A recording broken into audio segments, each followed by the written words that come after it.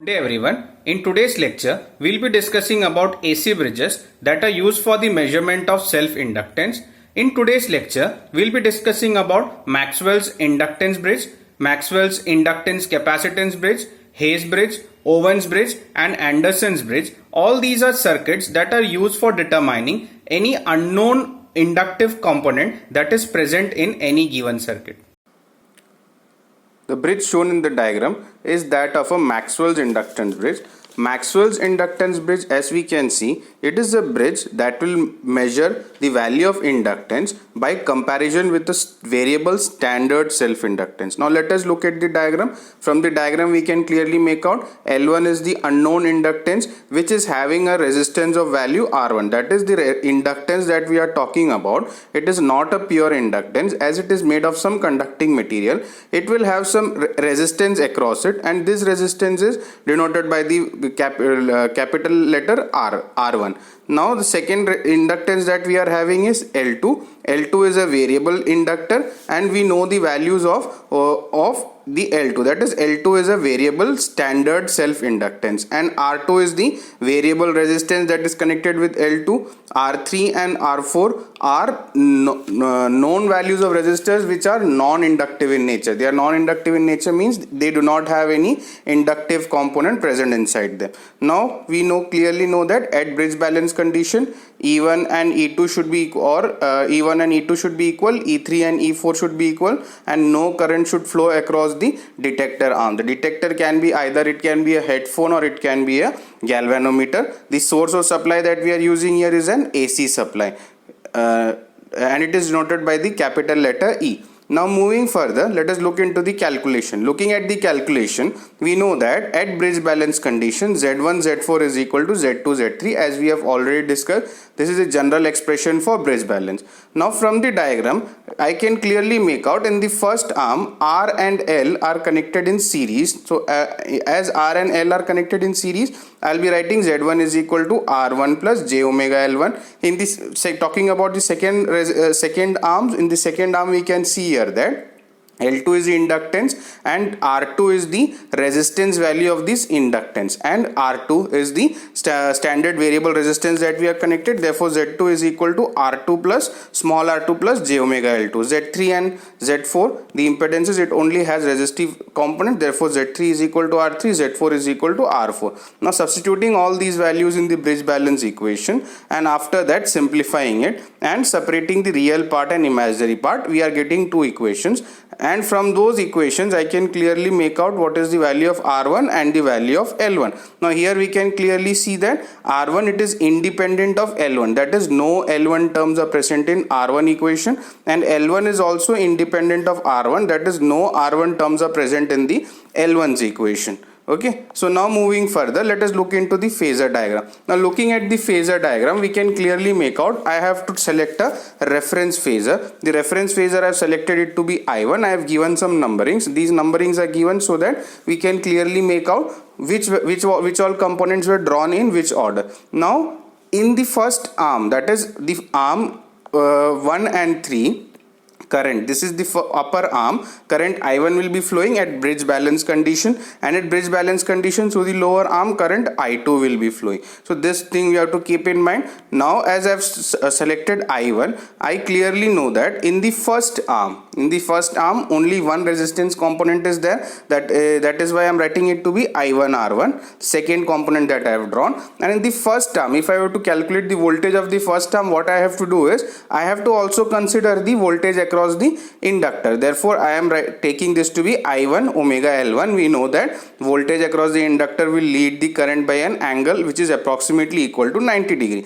Now the phasor sum of I1 omega L1 and I1 R1, it will give me E1. Now from the diagram we clearly know that at bridge balance condition E1 and E2 voltage will be equal. Now as E1 and E2 voltage are equal, what I have taken is this point will be equal to E1 is equal to E2. Now as this is the point that we are getting, what I have to do is resolving this further, that is resolving this into two components. I get this will be my voltage which is 90 degree ahead of the current. So that this is the inductor voltage, L2 inductor's voltage. This is the voltage drop across R2 plus R2. So in this manner I am getting this terms I am getting. Now moving further, as I can clearly see through the arm E3 as well, current I1 is flowing. Therefore the voltage drop across E3, this is the term I will be getting. E3 I am getting. As we know, E3 and E4 are equal. E4 will be also equal to this term. So it clearly means that if E3 is equal to I1 R3 and E4 is equal to I2 R4, this clearly means that I1 and I2 are in same phase. Therefore I1 and I2 are taken in the same phase. Now to find out what is the total voltage, what I have to do is I have to add either E1 plus E3, it will give me E, or E2 plus E4 addition, it will also give me E. Therefore what I am doing is I am taking the phasor sum of these two quantities and I am getting the quantity E I am getting. So this is the phasor sum of Maxwell's inductance bridge. Now let us move further.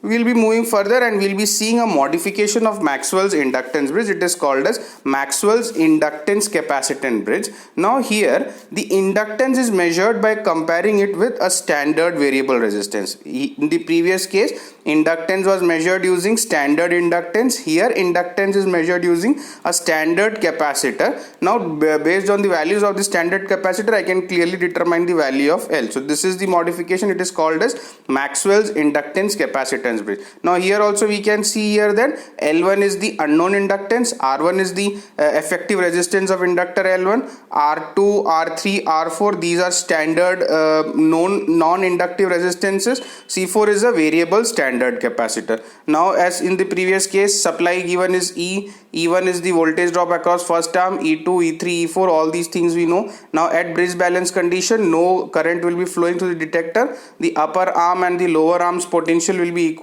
to the source, that is the supply. Then moving on further, the at bridge balance condition, we know the bridge balance condition, it is Z1 Z4 is equal to Z2 Z3. Now in the first arm R and L are in series, therefore R1 plus J omega L1. In the second arm I have only R2, in the third arm I am having only R3, and in the fourth arm we can see here that R4 is parallel to C4, therefore the parallel equation I have taken. Now all these four terms I know. Now substituting the four terms in the bridge balance equation, substituting that I am getting this equation. Now further what I am doing is I am separating the real part and imaginary part. Separating the real part and imaginary part, I get R1 is equal to R3 R4, R3 by R4 into R2, and L1 is equal to R2 R3 R4. Now here also we can see R1 equation is independent of L1, L1 equation is independent of R1. Now here one thing that we have to keep in mind is the quality factor. Now the quality factor Q is equal to omega C1 by R1. Moving further, let us look into what are the advantages of this Maxwell's bridge. Now here we can see two balance equations can be obtained which are independent of each other. Now frequency will not appear in any equation that is in R1 or L1 in both the bridges, frequency term is not coming. Now bridge will give simple relations for L1 and R1 in terms of known bridge elements, and the next advantage that we can see here is that it is used for a wide range of inductance measurement. It can be easily used. That is, this bridge also has some disadvantages. What is the disadvantage? Is that it requires a variable capacitor. Capacitor should be variable. Now as variable capacitor is required, it is very expensive and it should have high degree of accuracy. Now what we can do is, now to avoid this cost factor, what we can do is I can replace it with a fixed capacitor, but when I am replacing it fixed capacitor, either R2 or R4's value has to be changed. Now one more thing that is the disadvantage of Maxwell's bridge is that it can only be used for measuring coils which has a Q factor which is in between 1 to 10. That is, if coils are coming which require large values of R4 and resistance boxes which of high values which are very expensive. So here it only up to Q factor of 10. This Maxwell's bridge can be used. Let us look into the phasor diagram of Maxwell's inductance capacitance bridge. Now for drawing this phasor diagram, I1 is taken to be reference. Now as I1 is taken to be reference, in the first arm I know that L and R component is there. Therefore I1 into R1 as the resistor. For resistor, voltage and current will be in phase. Therefore this is coming in phase. Then I am selecting I1 omega L1. This I1 omega L1, that is the voltage drop across the inductor. It will be leading I1 A1 by a angle of 90 degree. So phasor sum of both these quantities, it gives E1, the voltage E1. Now we know that the voltage across first arm and second arm will be equal, therefore E1 is equal to E2. Now based on that I am writing E1 is equal to E2. I know E2 is equal to I2R2 because only a resistor is there in the first arm. Now as we are discussing about a resistor, for a resistor we know that voltage and current both will be in the same phase. So this is the voltage across the resistor, therefore the current flowing I2 will also be in same phase, therefore I am getting I2 to be also in the same phase. But when we are looking further in the fourth arm, we can see in the fourth arm current IC and I4 is also flowing. Now this current IC and I4 is the sum, when it is added it will give I2. Now this is I2. Resolving I2, I can clearly make out, I can clearly get two components IR and IC. This is IC. I can get two components I can get. Now when I am getting these two components, I can clearly make out that this is, that is, if I am talking, this is I1. So I know that in first arm and in third arm current I1 is flowing. Therefore this E3 I am getting. E3 is nothing but I1 R3. Now in the bridge balance condition we know that E3 will be equal to E4. Now this point is equal to E4 as well. Now from this diagram I can clearly make out this is IC and E4 both are having a angle difference of approximately 90 degree. Now moving further, it is clearly understood that if I have to find out what is the value of E, I have to either add E1 or E3, or I have to either add E2 or E4. Now adding these two, I'll get what is the value of D. So I am taking a phasor sum of these two components, and the point I am getting, and this point is nothing but the supply voltage E that I am having. Now moving further, let us look into the next bridge. The next bridge is nothing but it is a Hayes bridge. Now Hayes bridge, it is a modification of Maxwell's bridge. Now this bridge, it uses a resistor in series with a standard capacitor for the purpose of balancing. Now here we can see here that L1, it is a unknown inductance. This is having a resistance of R1. In the second arm I am having resistor R2. In the third arm I am having R3 and R4 I am having. Both these three are non-inductive resistors, that is they do not have any inductive component present across them. C4 is the value of standard capacitor that we are having. As earlier, E is the supply that we are giving. At bridge balance condition, current flowing across the detector arm will be equal to 0. Now moving further, let us look at the bridge balance condition. The bridge balance condition is Z1 Z4 is equal to Z2 into Z3. So Z1 can be written as R1 plus J omega L1 in series. Z2 is equal to R2, Z3 is R3, and Z4 is equal to in series, that is R4 plus 1 by J omega C4. J, when I am taking it to the upper side, this will become minus J, and J will get cancelled out from here, minus J. That is why I am writing it to be R4 minus J omega C4. Now all these four values are known. All these four values I am substituting in the bridge balance equation. Substituting it in the bridge balance equation, I get I get an equation. Simplifying that equation, I am separating the real part and imaginary part. Separating real part and imaginary part, I get two equations I am getting. Now what I am doing is I am substituting the value of equation L1 because the real part equation that I am got is a little jumbled. So that is because here you can see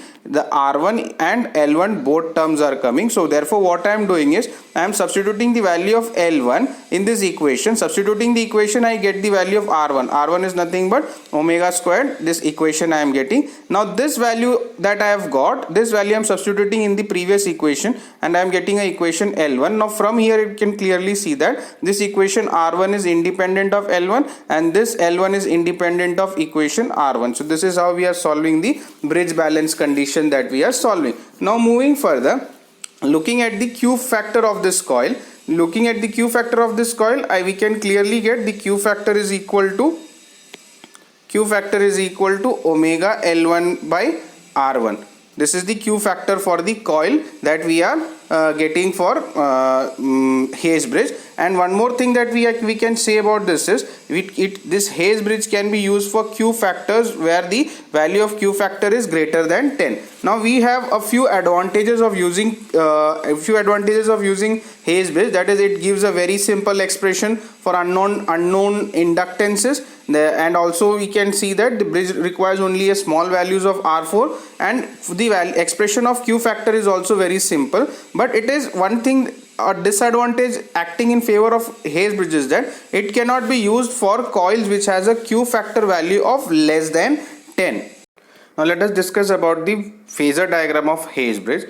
Now in this we are taking I1 to be the reference. Now when we are taking I1 to be the reference, we know that in the first arm we have two components, that is L1 and R1. Now the addition, the phasor sum of these two components, it gives E1. Now moving further, we know that the first branch and the second branch voltage across both these branches should be equal. Now as the voltage across both these branches are equal, I am taking this point to be E1 is equal to E2. Now when I am looking at the second branch, I can clearly make out that in the second branch only one resistor is there. Therefore, E2's value will be equal to I2R2. And also I know that for a resistor, the value of voltage and the value of current will be in same phase. Therefore, I am getting I2 which is in same phase with I2R2. Both are in same phase. Now moving further, we know that E3, that is E3 is a that is in E3 I am having only a single resistor I am having. Now as I am having a single resistor, I know across E3 current I1 is flowing. Therefore I am taking this E3 is equal to I1R3. Now when E3 is equal to I1R3, I am getting this point I am getting. Now from the bridge balance condition, I clearly know that E3 and E4 will be equal. Now as E3 and E4 will be equal, this is the point that I am getting for E4 as well. But when I am looking at E4, looking at the branch E4, I can clearly make out it has two capacitor and a resistor. Now it is clearly understood that the current across the voltage drop across the capacitor, the current flowing through the fourth bridge is I2. Now therefore voltage drop across the capacitor will be I2R4. Therefore I am getting this point that I am having, it is equal to I2R4. This is not I1, this is equal to I2R4. And for C4, I know that that is for a capacitor. The capacitor's voltage will always lag the current by an angle that is equal to 90 degree. Now therefore I am getting, this is the voltage drop across the capacitor, that is equal to I2 divided by omega C4. This is lagging the current value by 90 degree.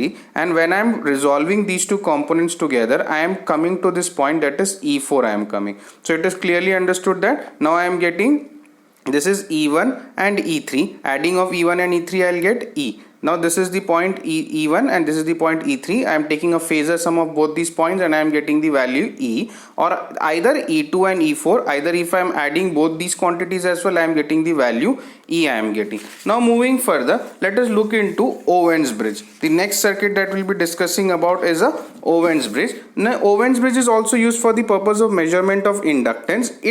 This measures inductance in terms of capacitance.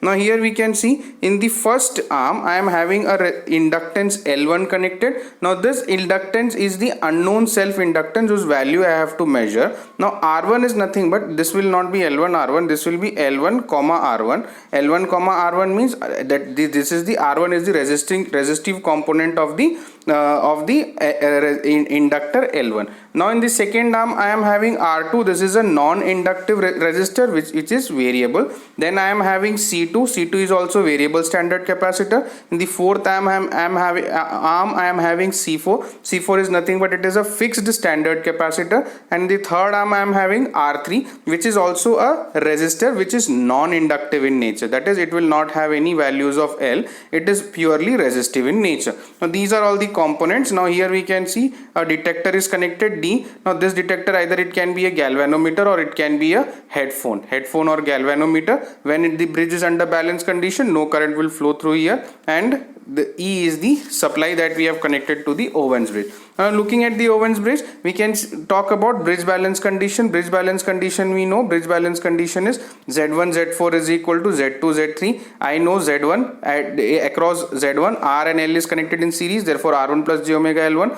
Z2 here also capacitor and resistor is connected in series, therefore R2 plus 1 by j omega C2. Z3 is R3 and Z4 is 1 by j omega C4 because only one capacitor is present there. Now as I know all these values, what I'll do is I'll substitute all these values in the bridge balance condition. Substituting that, what I am doing is I am solving for real part and imaginary part separately. Solving for imaginary part and real part separately, I get these values. Now here we can clearly see L1 is independent of R1 and R1 is independent of L1. Now moving further, this bridge has some advantages, that is R2 and C2 are variable elements which are kept in the same arm, that is in the second arm. Components R2 and C2, these are the variable elements, as both are in the same arm. Balancing is very simpler. The balance equations that we have got, it does not contain any frequency component, and the balance equations that we have got are very simple. Now this can be seen that this bridge can be used for a wide range of measurement of inductances. Now this bridge also has some disadvantages, that is it requires a variable capacitor. As we have discussed earlier, the cost of variable capacitor is very high. Now as the cost is very high, this bridge becomes a little costlier compared to other bridges. And for example, if the value of capacitance tends to be very large, that is the value of variable capacitor will be very large if the value of Q factor, that is the coils having high Q factors, if we are measuring, the value of variable capacitor has to increase. Now as the value of increasing, again cost will increase. This is some of the major disadvantages of Owen's bridge. Now let us look at the phasor diagram of Owen's bridge.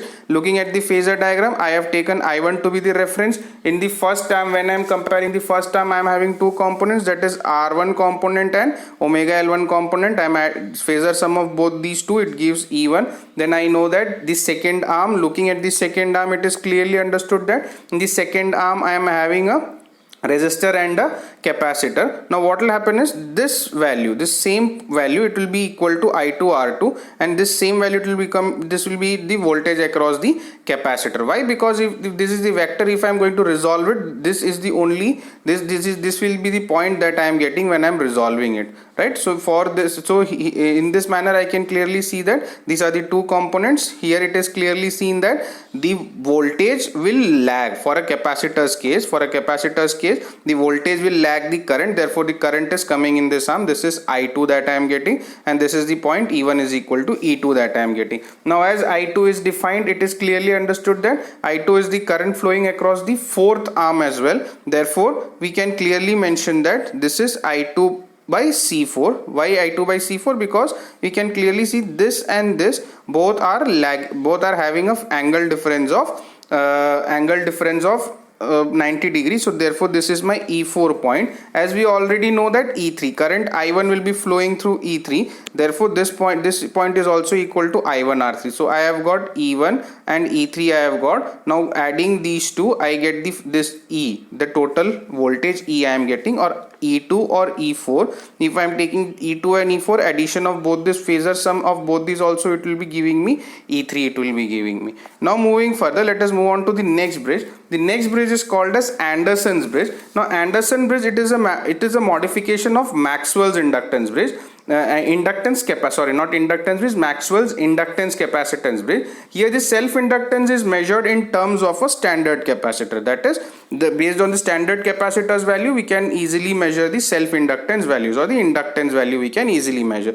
Now here also we can see in the first arm I am having L1 R1. Now L1 R1 is nothing but this, so this will be L1 comma R1, that is L1 inductance, it is having a resistive component R1. L1 comma R1 I am having, then I am having a small resistance R1 which is connected in series with the inductor R1, then the small R1. Then here we can see there are some resistors, that is R2, a resistor R3, R4. All these are resistors, pure resistors, they don't have any inductance value across this. Then a small R is there, this is a variable R that is connected, this is also non-inductive in nature. Then we have a C capacitor, that is it is a fixed standard capacitor. Now again we can see here the detector is connected in between the point B and E. Now this bridge is a little complex, that is in the normal bridges what we used to do is we used to directly apply Z1 Z4 is equal to Z2 Z3. Now for this bridge balance equation, it cannot be applied directly. Now we have to go for circuit solving, that is for some of the basic circuit concepts we have to use those circuit concept and solve this bridge.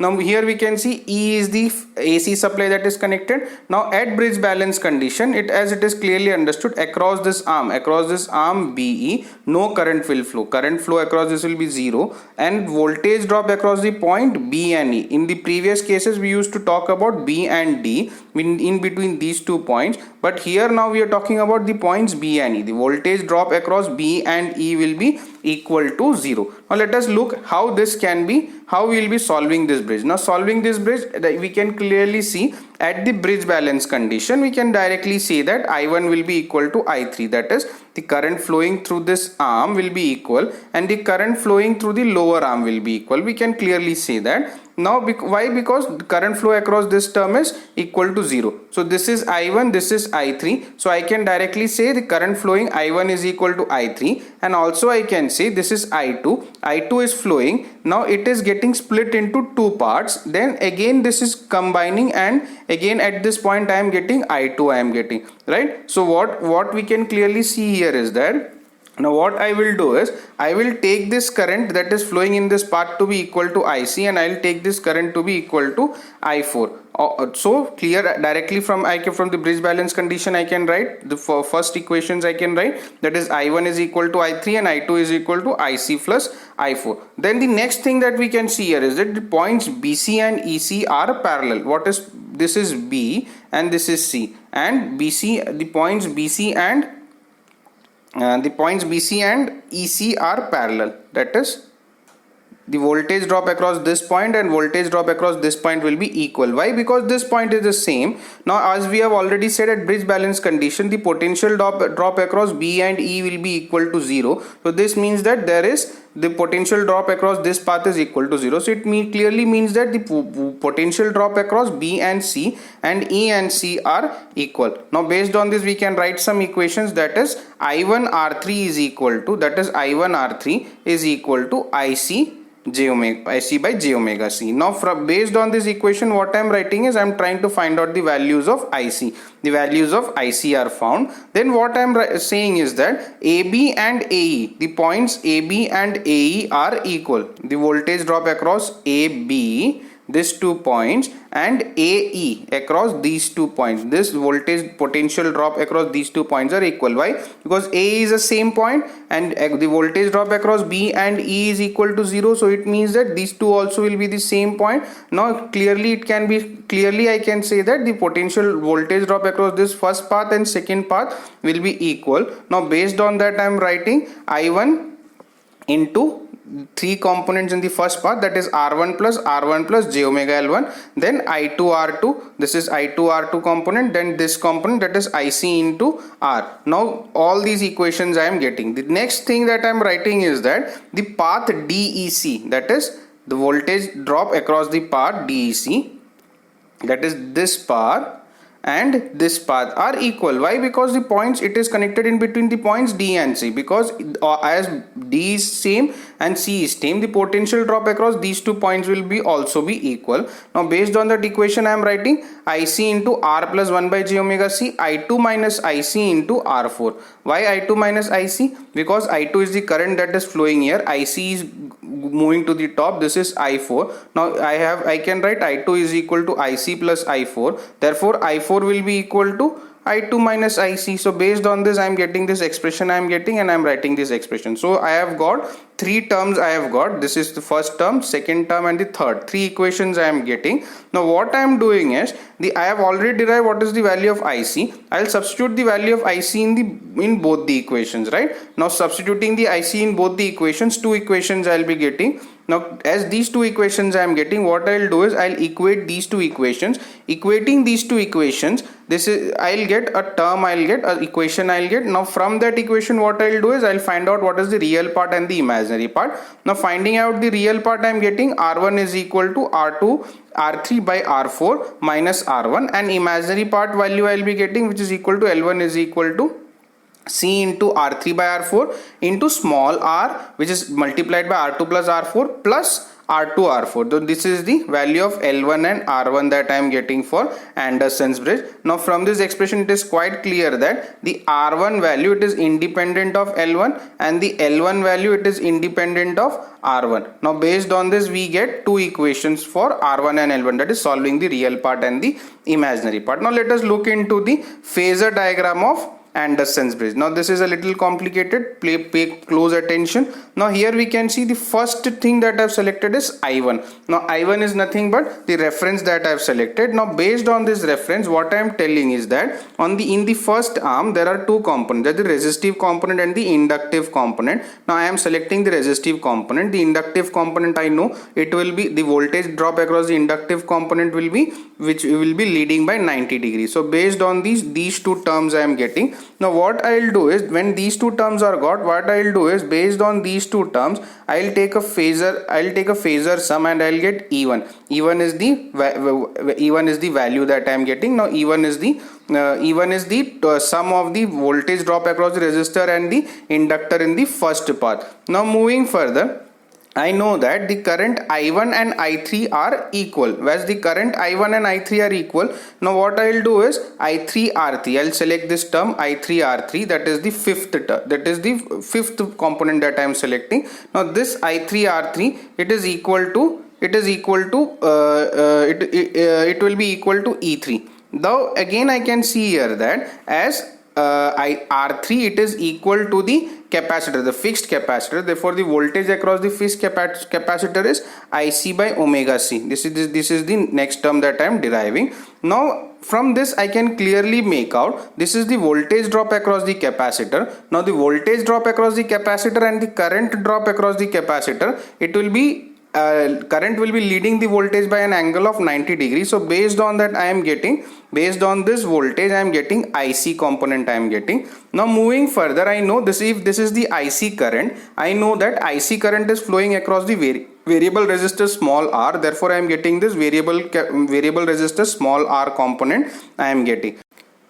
Now I know what is the value of ICR and I know what is the value of IC by omega C. That is the center path, that is the path DEC. When I am comparing the path DEC, a variable resistor is connected and a capacitor is connected. Now this path is equal to the potential drop across E4. So what I will do is, by taking the phasor sum of these two paths, I can get E4 I am getting. Now when I am talking about E4, in the path E4 there is only one resistor is there, so only one resistor is there, therefore E4 will be equal to I4R4. Now when I4R4 I am talking about I4R4, we clearly know that for a resistor the voltage drop and the current will be in same phase, therefore I am getting I4 current. I am getting here, I am getting I4 current. Now when I am talking about the current I2 is nothing but it is sum of IC plus I4. Now this is the I4 current that I have got and this is the IC current that I have got. Now when I am taking the phasor sum of both this, I am getting I2 current I am getting. Now this is the point I2 current I am getting. Now when I am talking about I2 current,